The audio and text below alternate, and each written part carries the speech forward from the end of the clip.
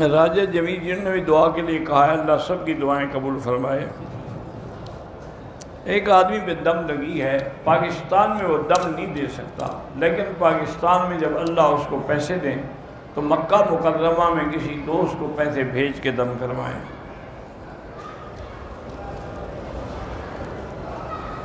میرے بھائی کے 3 بچے ہیں، کوئی نہ کوئی معذوری ان کو لاحق ہوتی، اللہ شفا عطا فرمائے۔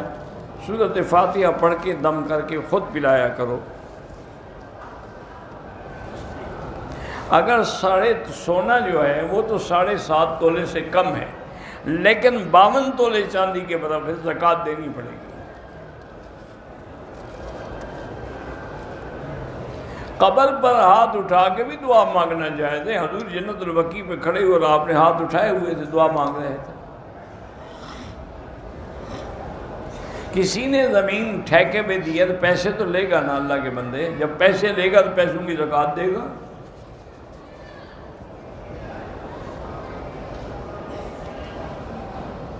میرے خاوند نے کہا ہے کہ تم آزاد ہو، اگر تمہارے ابو کہیں تو میں طلاق دے دوں گا۔ اس کا معنی ہے کہ طلاق اس نے نہیں دی، اور آزاد کے لفظ سے نیت طلاق نہیں تھی۔ انشاءاللہ طلاق نہیں ہوگی۔ اللہ پاک ہر مسلمان کے بھائی سب کی،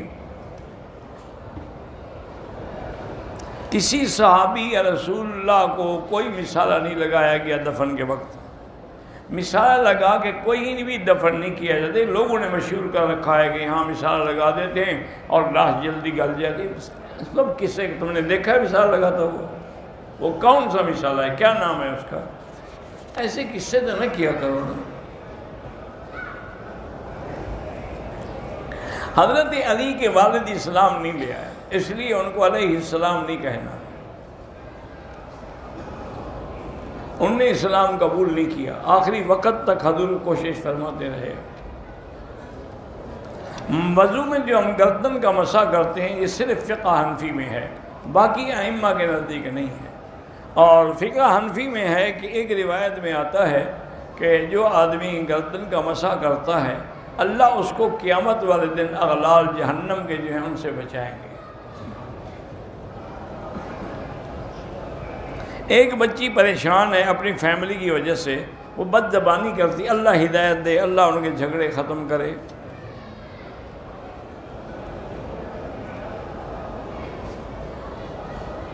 ہم پاکستان سے آئے ہیں، ہمارے گروپ میں سے ایک عورت نے جدہ ایئرپورٹ پہ اسکارف باندھا، پتہ نہیں کیا ہے۔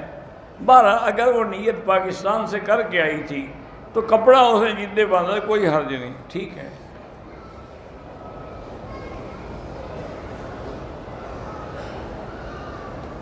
ایک شخص نے کہا اپنی بیوی سے کہ اگر تم نے یہ کام نہ کیا تو تم میری بیوی ہو۔ اس عورت نے وہ کام نہیں کیا تو ٹھیک ہے، بیوی، کیوں ان جھگڑوں میں پڑتے ہو؟ لاہور پڑھو اور بھول جاؤ۔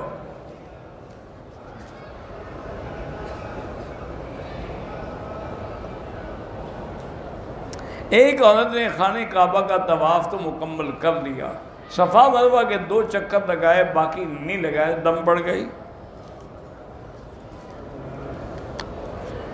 ہم پاکستان سے آئے ہیں، احرام جدہ ایئرپورٹ پہ باندھا ہے تو آپ کو دم پڑ گئی، اور وہ اصل عمرہ جو تھا اس سے بھی آپ محروم ہو گئے۔ وہ تو آپ کو اپنے ملک سے نیت کرنی چاہیے تھی۔ عورت نے بھی نہیں باندھا، اگر جدہ سے باندھا ہے تو اس پر بھی دم ہے۔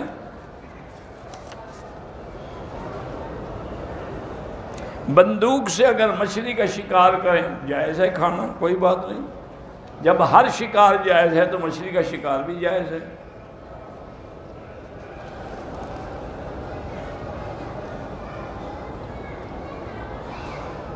میں نے قرآن پاک حفظ کیا تھا لیکن اب بھول گیا ہوں، بالکل بھولنے سے گناہ کبیرہ ہے، توبہ کرو اور دوبارہ یاد کرنے کی کوشش کرو، اور کسی قاری کے پاس بیٹھ کے سمجھو کہ قرآن کو یہ پکا کیسے کرتے ہیں۔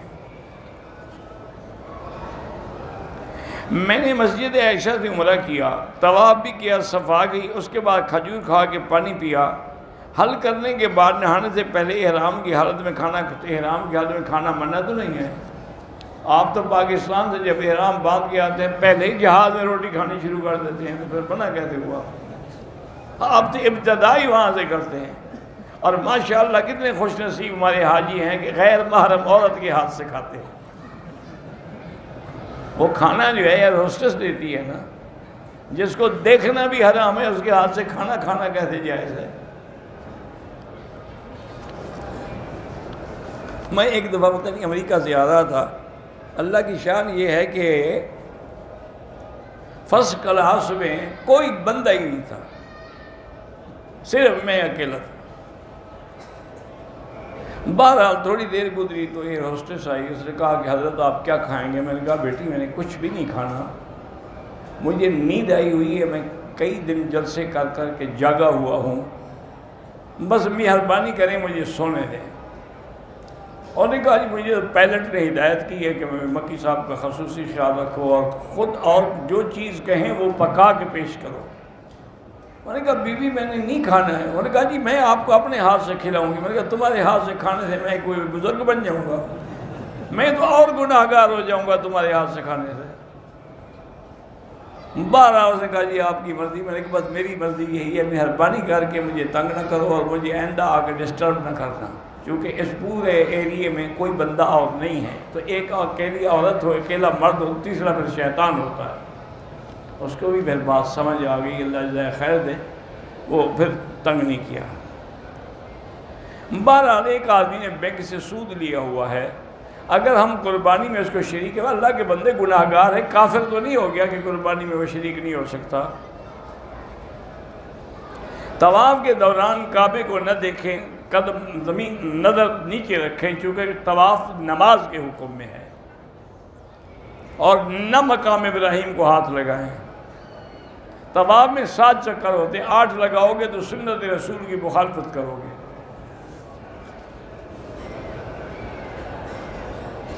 طواف کے دوران بات چیت کرنا موبائل پر یا فوٹو میں بلا وجہ بات چیت ناجائز ہے.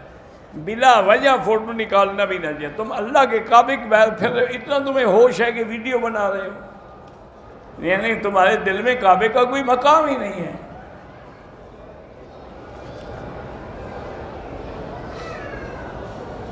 میرے بھانجے مبشر لقمان کا قانون کا اللہ کامیاب کرے.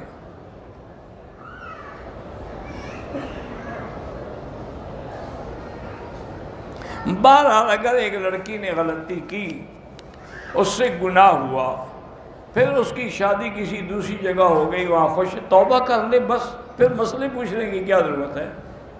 اب اس کی زندگی اچھی گزر رہی ہے، بلا وجہ یعنی باتیں کر کے اپنا گھر برباد کرنا چاہتی ہے. استغفار کرو، توبہ کرو اور بھول جاؤ، پھر گناہوں کا ذکر نہ کیا کرو. ہمارا ایک بیٹا ہے، اللہ مزید اولاد بھی دے، جن کے پاس نہیں ہے اللہ ان کو بھی دے.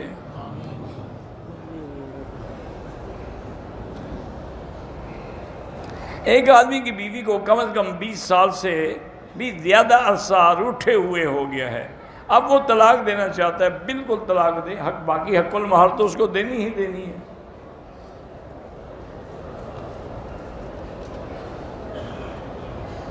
اگر کسی نے غیر محرم سے بوس و کنار کیا، اس کے بدن کو بھی چما، زنا تو نہیں ہے لیکن مبادی زنا تو ہے نا، اس لیے استغفار. اسی لیے اللہ نے حکم دیا نا کہ وَلَا تَقْرَبُوا الزِّنَا، زنا کے قریب نہ جاؤ. کیا معنی؟ یہی مسائل نہ کرو.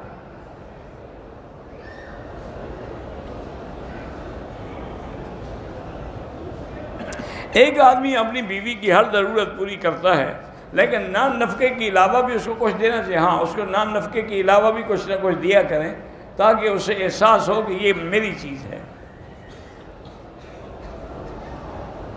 میرے والد نے اپنی زندگی جائیداد 11 کروڑ میں 6 لاکھ، ایک بھائی 4 لاکھ دوسرے بھائی کو، اور 4 بہنوں کو 20-20 لاکھ دیے. یہ بالکل غلط ہے.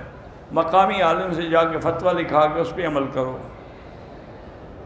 میں نے اپنی بیوی کو حق المہر جو ہے 10,000 پاؤنڈ کی جیولری دی تھی، اب وہ فوت ہو گئی ہے، تو وہ جیولری میں رکھوں، تم کیوں رکھو؟ وہ تو اس کی ہے. اس کی اولاد کو دو، وارثوں کو دو، کوئی نہ ہو تو خیرات کرو، تمہاری تھوڑی ہے، تم نے تو حق المہر میں دی تھی. فرض نماز کے بعد دعا بالکل کر سکتے ہیں، چونکہ حدیث پاک میں ہے کہ نماز کے بعد دعا جو ہے وہ قبول ہوتی ہے۔ مسجد شہید ہو گئی، اس کا سامان گھر میں استعمال اگر اپنے خریدا ہے تو استعمال کریں، ورنہ اس کو کسی مسجد میں لگائیں۔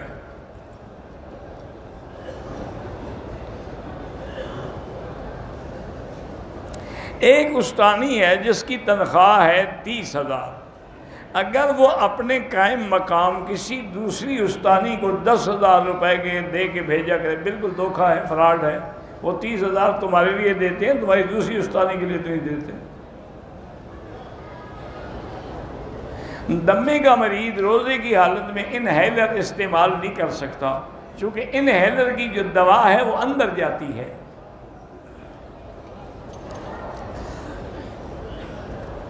میں سورۃ البقرہ روزانہ پڑھتا ہوں، اس کا ثواب حضرت آدم سے لے کر حضور صلی اللہ علیہ وسلم کی اور ان کی بخش۔ اچھا ہے، ٹھیک کرتے ہو۔ ہم کسی ایک دنیاوی کام کے لیے ایک سے زیادہ وظائف بھی پڑھ سکتے ہیں، ہم پڑھ سکتے ہیں، جتنا اللہ کا ذکر کرو فائدہ ہی فائدہ ہے، گھاٹا کیا ہے بلا۔ ایک مسلمان خودکشی کرتا ہے، وہ کافر نہیں ہے، وہ گناہ گار ہے، وہ انشاءاللہ اس کے لیے بخشش کی دعا کریں۔ کہتے ہیں جی کہ میں حنفی ہوں، کیا امام ابو یوسف اور امام حسن الشیبانی حنفی تھے؟ تو تم کیسے حنفی، اتنے بڑے جاہل ہو کہ وہ دونوں تو امام صاحب کے شاگرد تھے، تو حنفی نہیں تھے تو کیا تھے؟ شافعی تھے۔ انہوں نے تو کتابیں لکھی ہیں ساری حنفیت کی۔ لا حول ولا قوت الا باللہ العلی العظیم۔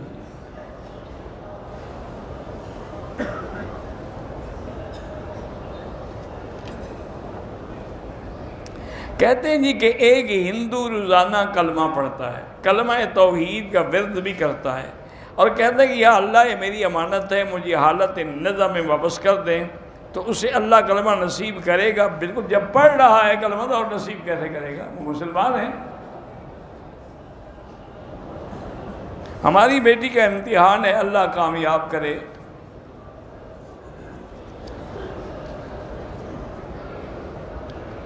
اگر حاملہ عورت کو ڈاکٹر کہتا ہے کہ آپ کی جان کا خطرہ ہے، حمل ضائع کر دو، وہ حمل ضائع نہیں کرتی لیکن مر جاتی، وہ خودکشی نہیں ہے۔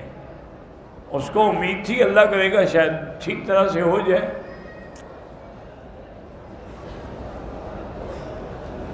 جو پیسہ عورت کو والدین کی طرف سے ملا، شوہر کہتا ہے کہ اگر تم نے یہ پیسہ استعمال کیا کہ یعنی یہ پیسہ استعمال نہ کرے، کیا کرے؟ یعنی والدین کے پیسے تمہیں دے دے، یا وہ اس لیے کہتا ہے کہ تم وہ پیسے محفوظ رکھو، تمہارا خرچہ میں کروں گا۔ کوئی بات واضح کرو نا، کہنے کا مقصد کیا ہے؟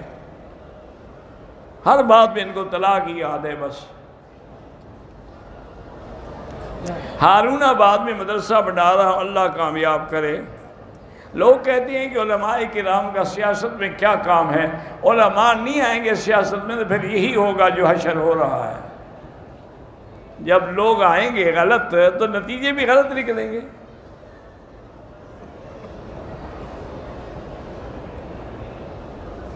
اگر ایک انسان کی نیت قرض دینے کی ہے لیکن دے نہیں سکا تو اس کے ذمے ہے وہ قرضہ، اس کے وارث جو ہیں وہ ادا کریں، یا جس کا قرضہ ہے وہ معاف کر دے۔ کسی کو تکلیف دے بات کرے تو صبر کرنا زیادہ بہتر ہے۔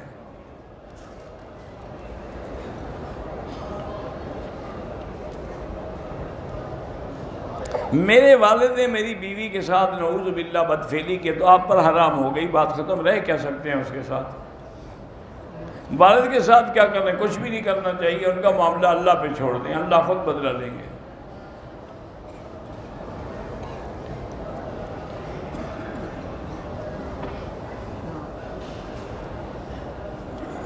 لڑکی کی عمر 25 سال ہے اور 40 سال کے لڑکے سے شادی کرنا چاہتی ہے، 3 سال سے جانتے ہیں، آپس اکثر لڑائی رہتی، تو استخارہ کرے، اگر خیر ہو تو کر لے، نہ ہو تو نہ کرے۔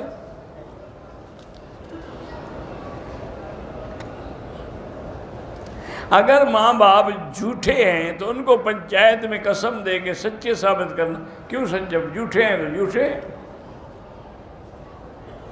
میں نے اپنے والد کے سامنے بدتمیز والد صاحب سے معافی مانگی، بہرحال جب انہوں نے معاف کر دیا تو اللہ کا شکر ادا کرو۔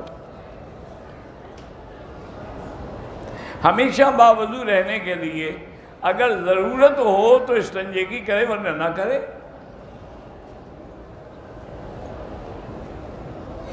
ایک لڑکی جس کو شوہر نے 3 سال سے اس کے ماں باپ کے گھر چھوڑا ہے، نہ طلاق دیتا ہے، اور لڑکی خلو کے لیے کورٹ جاتی ہے تو اس کا شوہر پولیس اور کورٹ والوں کو رشوت دیتا ہے، بہرحال کوشش یہ کرو کسی طریقے سے خلو کرا لو۔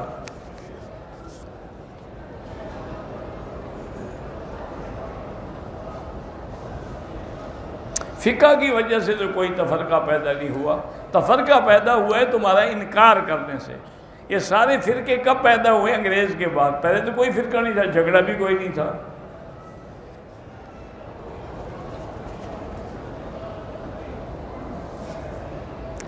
عورت حیض سے 8 دن پہلے پاک ہو گئی، لیکن پھر خون آنا شروع ہو گیا تو یہ بیماری ہے، یہ حیض نہیں ہے، اس لیے نماز پڑھ سکتی ہے، سب کچھ کر سکتی ہے۔ بمبئی سے کسی انان صاحب نے سلام کہا، وعلیہ السلام۔ میری بیوی عمرے کے لیے آئی، صحت خراب ہے، اللہ شفا دے۔ طواف کے دوران خانہ کعبے پہ نظر نہ رکھیں، نظر نیچے قدموں میں رکھیں۔